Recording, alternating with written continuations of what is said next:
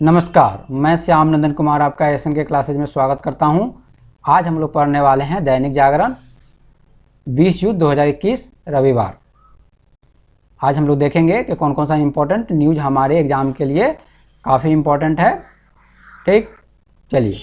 अधिकांशतः देखा जाए तो पेपर में 90% चीज़ें जो होती है हमारे एग्ज़ाम के पॉइंट ऑफ व्यू से इम्पोर्टेंट नहीं होते, हार्डली 10% 15% होते हैं। ठीक, आज तो और ही कम आपको न्यूज़ देखने को मिलेगा। फिर चलिए, जो हमारे एग्ज़ाम के लिए रिलेवेंट हो, ठीक है ना। तो हम स्टार्ट करते हैं अपने पहले न्यूज़ से। देखते हैं कौन कौन सा न्यूज़, थोड़ा ही सही लेकिन ज़रूरी है, कौन कौन सा न्यूज़ हमारे लिए काफ़ी इम्पोर्टेंट हो जाते हैं। ठीक, तो चलिए हम स्टार्ट करते हैं। पहला हमारा है उड़न सिख मिल्खा सिंह। यह है कौन, ठीक है ना। यह एक धावक थे, हाल ही में इनका निधन हो गया। इन्हें जो है ना पद्मश्री से सम्मानित भी किया गया हुआ है। ठीक, तो हमारे लिए क्वेश्चन क्या बन सकता है, फ्लाइंग सिख किसे कहते हैं। ठीक, फ्लाइंग सिख जो कहा जाता है मिल्खा सिंह को कहा जाता है, यहाँ कंफ्यूज ना हो।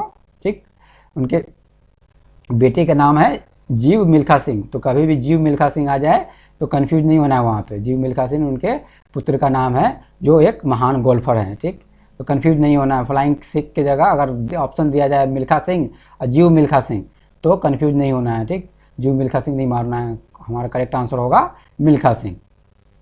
ठीक, चलिए नेक्स्ट हम देखते हैं हमारे लिए क्या इंपॉर्टेंट है। हमने क्या देखा, फ्लाइंग सिख के नाम से कौन जाना जाते हैं, मिल्खा सिंह। हाल ही में इनका निधन हो गया है। चलिए तो नेक्स्ट देखते हैं हम। हार्डली 8-10 न्यूज ही हैं जो हमारे लिए छोटे छोटे इंपॉर्टेंट है आज के डेट में। ठीक, ठीक है। अंतर्राष्ट्रीय योग दिवस पर पीएम मोदी करेंगे संबोधन। ठीक, संबोधित। हमारे लिए क्या इंपॉर्टेंट है एग्जाम के लिए, अंतर्राष्ट्रीय योग दिवस कब मनाया जाता है, यह इंपॉर्टेंट है। 21 जून को अंतर्राष्ट्रीय योग दिवस मनाया जाता है। ठीक, वन टाइप के एग्जाम में काफ़ी 1-2 दिन क्वेश्चन आपके रहते हैं, कौन सा दिन किसके लिए प्रसिद्ध है। ठीक है ना, तो हमें क्या याद रखना है, अंतर्राष्ट्रीय योग दिवस कब मनाया जाता है, मनाया जाता है 21 जून को। चलिए तो याद रखें, इंपॉर्टेंट है। हमने योगा को इंटरनेशनल लेवल पे ही फेमस कर दिया। चलिए तो नेक्स्ट देखते हैं हम हमारे एग्जाम से रिलेवेंट कौन कौन सी न्यूज़ है जो हमें आज ऐसे भी बता दें इम्पोर्टेंट न्यूज़ अभी।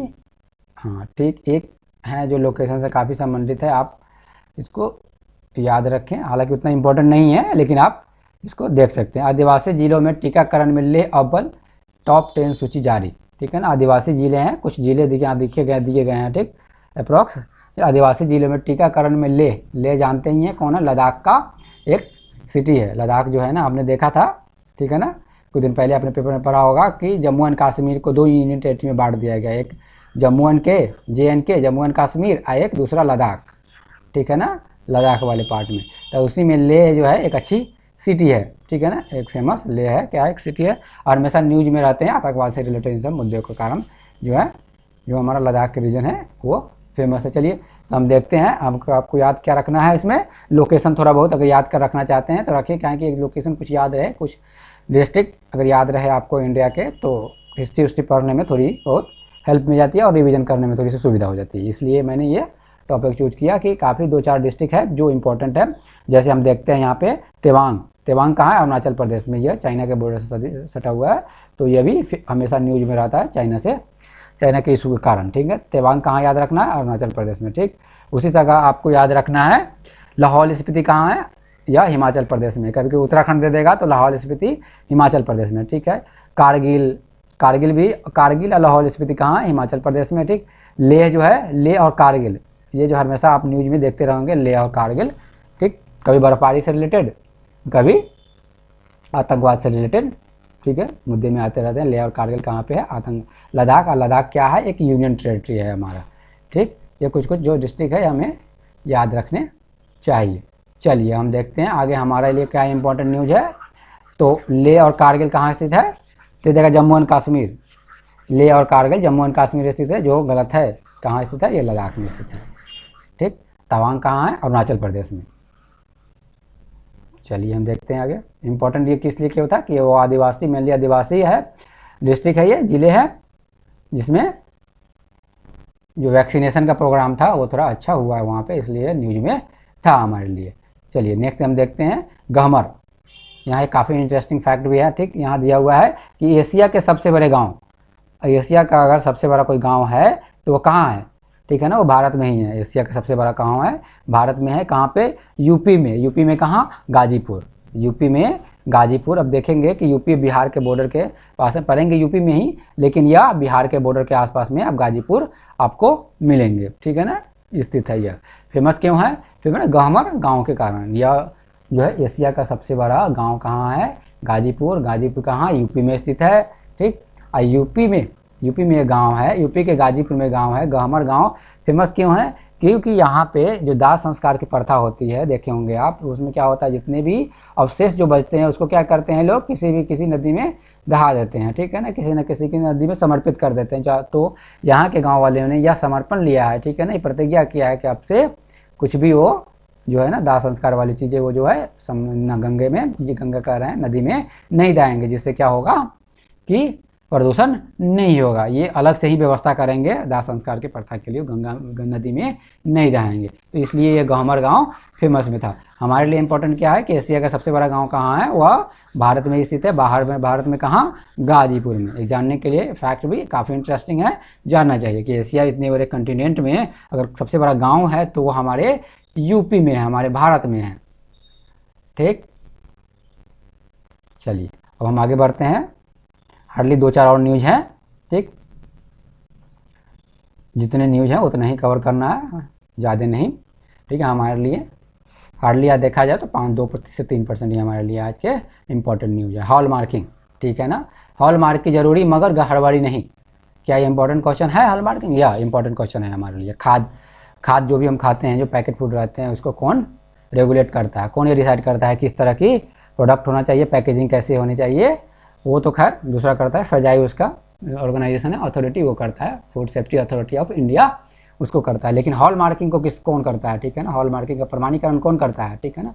हॉल मार्किंग सबसे पहले होता क्या है, हॉल मार्किंग होता है जैसे इसमें दिया हुआ है, अभी तो सोने चांदी पे लागू किया गया है, ठीक, हॉल मार्किंग करने का, ठीक। और उसमें भी है बहुत सारे, अभी जो 30% से 40% ही जो है ना हॉल मार्किंग का सोने चांदी पे व्यवस्था किया गया है, ठीक है ना। फिलहाल ये 256 जिलों में शुरू किए गए हैं, ठीक। अभी फिलहाल जो है नेशनल लेवल पे 256 जिले में ही शुरू किए गए हैं, ठीक है ना, ठीक है ना। फिलहाल सोने और चांदी की गुणवत्ता क्या है, ठीक है ना, इसमें जो है ना हॉल मार्किंग इस बात की प्रमाण है कि जेवर और कलाकृति की गुणवत्ता क्या है। हॉल मार्किंग क्या है, यह प्रमाणित करता है। सपोज कीजिए अगर हॉल मार्किंग लगा दे रहा है, ठीक, इसका जो अथॉरिटी कौन है हॉल मार्किंग को प्रमाणित करने के लिए, BIS, ठीक है ना, भारतीय मानक bureau, BIS, bureau of Indian standard, ठीक है ना, ये जो है प्रमाणित करते हैं। तो आपको क्वेश्चन पूछा जाएगा कि हॉल मार्किंग को प्रमाणित करने वाला अथॉरिटी कौन है, ठीक है ना, फजाई दे देगा, ठीक है ना, भारतीय मानक ब्यूरो दे देगा, ठीक, और 2-4 ऑर्गेनाइजेशन देगा, ठीक। आप कंफ्यूज नहीं होना है, तो भारतीय मानक ब्यूरो ही प्रमाणीकरण करते हैं किसका, हॉल मार्किंग का, ठीक। यहाँ सोने में देख लीजिए हॉल मार्किंग में तहत अभी देखा जाए तो 14 कैरेट, 18 कैरेट और 22 कैरेट की ज्वेलरी को रखा गया है। हॉल मार्क सरकार ने अभी हॉल मार्किंग के अंतर्गत कितने कैरेट, 3 कैरेट को अभी 3 तरह के 14 कैरेट, 18 कैरेट, 22 कैरेट सोने की शुद्धता जो है ना वो कैरेट में नापी जाती है, ठीक। ऐसे समझे, सोने की शुद्धता कैरेट में नापी जाती है। सबसे अच्छी कैरेट मानी जाती है 24 कैरेट, ठीक, प्योर 100% प्योर मानी जाती है। उससे थोड़ी कम 14%, 18%, 22%, ठीक है ना, कैरेट के रूप में मानी जाती है। तो हॉल मार्किंग कौन करेगा उसका, हॉल मार्किंग क्या है, एक तरह का आश्वासन मिल जाता है ग्राहक को, एक तरह का आश्वासन मिल जाता है कि जो दिया जा रहा है जितने % बताकर, ठीक, वह उतना ही % है। शुद्धता का एक प्रमाणीकरण है क्या, हॉल मार्किंग। उसकी अथॉरिटी कौन है, तो भारतीय मानक ब्यूरो, अभी 256 देशों में है, ठीक, अभी फिलहाल इसको शुरू किया गया है, ठीक। और उसमें जो है मुख्यतः सोने और चांदी पे, सोने चांदी पे भी अभी जो है एक लिमिटेशन है कि इतना लाख से कम की जिसकी टर्निंग है, ठीक है ना, अप्रोक्स शायद 40 लाख से कम की अगर टर्निंग है तो उनके लिए हॉल मार्किंग की व्यवस्था और नहीं कर सकते हैं वो, और इससे ऊपर है तो वो हॉल मार्किंग करना जरूरी है। इस तरह की सिस्टम है उसमें, ठीक है ना। अभी वर्तमान में से 30% ज्वेलरी का हॉल मार्किंग हो रही है, देखिए यहाँ दिया हुआ है, वर्तमान में अभी 30% ज्वेलरी की हॉल मार्किंग हो रही है। 70% ज्वेलरी मालिकों के पास ज्वेलर जो है भरोसा के अलावा कोई विकल्प ही नहीं बच रहा, ठीक है ना। 30% जो है ना 30% पे ही अभी हॉल मार्किंग, पूरे जो 100% अगर बिक रहे हैं, ठीक है ना, सोने, ठीक है ना, गहने आभूषण, तो उसको 30% पर ही मार्किंग अभी कर पा रहे हैं। 70% जो है ना ग्राहक जो है अभी बिना किसी अश्योरिटी के, बिना किसी हॉल मार्किंग के ही खरीद रहे हैं। खरीद भी रहे हैं तो प्रमाणीकरण नहीं है, BIS भारतीय मानक के द्वारा, ब्यूरो के द्वारा भी प्रमाणीकरण नहीं है। तो मतलब ऐसे ही अपने विश्वास पे, ट्रस्ट पे जो है ना ग्राहक जो है खरीद रहे हैं, ठीक। लेकिन 30% पे हॉल मार्किंग का प्रोसेस चल रहा है। तो हमारे लिए वो इंपॉर्टेंट नहीं है, हमारे सबसे इंपॉर्टेंट काम है कि हॉल मार्किंग की, ठीक है ना, हॉल मार्किंग की प्रमाणीकरण कौन देता है? भारतीय मानक ब्यूरो, ठीक। इन्होंने बजाबते, भारतीय मानक ब्यूरो ने बजाबते एक क्या है योजना चला रखे हैं, हॉल मार्किंग योजना, ठीक। चलिए अब हम लोग देखते हैं हमारा इम्पोर्टेंट न्यूज और कौन सा है जो हमें देखना है। तो हॉल मार्किंग कौन, ठीक। यहाँ मोस्ट इंपॉर्टेंट एक ही पॉइंट हमने देखा कि हॉल मार्किंग भारतीय मानक bureau, bureau of Indian standard, ठीक है ना, ये अथॉरिटी है हॉल मार्किंग का। चलिए अब देखते हैं आगे कुछ इंपॉर्टेंट न्यूज, आई थिंक एक दो और होंगे, ठीक है ना। जितने इंपॉर्टेंट न्यूज है उतने ही काम करना है, ज़्यादा नहीं, हमारे लिए जितने रिलेवेंट हो, ठीक है ना। 5 से 10-12% ही इंपॉर्टेंट होते हैं पेपर में जो एग्ज़ाम के लिए हो, बाकी तो समय खाली समय है तो पढ़ते रहो, कोई ज़रूरी नहीं है। चलिए, कट्टरपंथी इब्राहिम रईसी होंगे इमरान के नए राष्ट्रपति, ठीक है ना। ये इंपॉर्टेंट है हमारे लिए। ईरान जानते हैं गल्फ कंट्री का एक अच्छा पावरफुल कंट्री है, ठीक है ना, ये हमारे लिए इंपॉर्टेंट भी हो जाता है, ठीक है ना। तो थोड़ी बहुत चेंजेज अगर होए तो हमें पढ़ते रहनी चाहिए। चलिए तो हम देखते हैं, कट्टरपंथी हैं इब्राहिम रईसी, है ना, होंगे ईरान के नए राष्ट्रपति। इन्होंने यहाँ जो है यहाँ इलेक्शन में अपनी बहुमत हासिल की है, अब ये नए बनेंगे। पहले इससे क्या थे, हसन रूहानी थे। ये ईरान के राष्ट्रपति हसन रूहानी कौन थे, पहले थे हमारे, ठीक ना। इब्राहिम रईसी क्या है, एक कट्टरपंथी टाइप का, मतलब एक समझिए डिक्टेटर टाइप के ये शासक हैं, और अमेरिका इन पर बार बार क्लेम लगाते रहता है मानवाधिकार का वायलेशन करने के लिए, ठीक है ना। तो हमारे लिए वो सब इम्पोर्टेंट नहीं, हमारे लिए क्या याद रखना है, ईरान के नए राष्ट्रपति कौन बने हैं, इब्राहिम रईसी, ठीक। चलिए तो हम देखते हैं, ईरान जो है एक इम्पॉर्टेंट कंट्री है। चलिए आगे देखते हैं कुछ अच्छी न्यूज़ हो, आई थिंक। हाँ ये देखिए, थोड़ी सी मिल्खा सिंह के बारे में ही दिया हुआ है। 1960 में रोम ओलंपिक में उन्हें जीवन की सबसे बड़ी दौड़, यहाँ इनके जीवन से एक से कुछ सीखने को मिलता है हम लोगों को, ठीक है ना। कभी भी प्रिपरेशन की तैयारी करें तो फुल इंथुजियाज्म के साथ करें, ये ना सोचें कि एक नंबर छूट जाएगा तो कुछ नहीं होगा। देखिए इनके जीवन से क्या सीखने को मिलता है। 1960 में रोम ओलंपिक में उनके जीवन की सबसे बड़ी दौड़ थी, वह जीवन की उनकी 1960 के जो दौड़े थे, ठीक, रोम ओलंपिक में उन्होंने दौड़ा था, ठीक है ना, जीवन थी, वह पलक झपकने के अंतर से पदक से चूक गए, ठीक है ना। यहाँ दिया हुआ 0.1 सेकेंड में चूक गए, मतलब 0.1 सेकेंड अगर इसका अच्छा परफॉर्मेंस हो रहा था तो ये पदक जीत जाते हैं, लेकिन 0.1 सेकेंड से ये चूक गए। तो इससे में क्या सीखने को मिलता है कि किसी भी एग्जाम की तैयारी करने के लिए हम ये नहीं सोचना चाहिए कि 99% ही तैयारी करके जाना है, 110% अपना फुल एफिशिएंसी देके जाना है, फुल तरह से तैयारी करनी चाहिए, ठीक है ना, पूरा कंप्लीट 110%। ये नहीं करना है कि 1% अगर एक क्वेश्चन छूट गया तो कोई नहीं, हम एक क्वेश्चन को उतना ध्यान नहीं, लेकिन सारे क्वेश्चन को हमें ध्यान देके चलना है, ठीक है ना।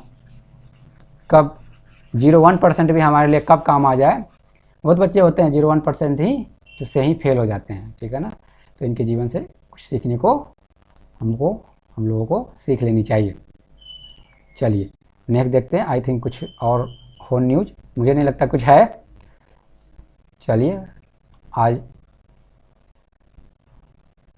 देखते हैं, कुछ नहीं है, बाकी जो हमारे एग्ज़ाम के लिए इम्पोर्टेंट नहीं है। चलिए हमने योगा दिवस देखा, मिल्खा सिंह के बारे में पढ़ा। आई होप आपको ये वीडियो अच्छी लगी हो, ठीक। अपना ध्यान रखें, कोविड से बच के रहें। धन्यवाद, मिलते हैं नेक्स्ट वीडियो में।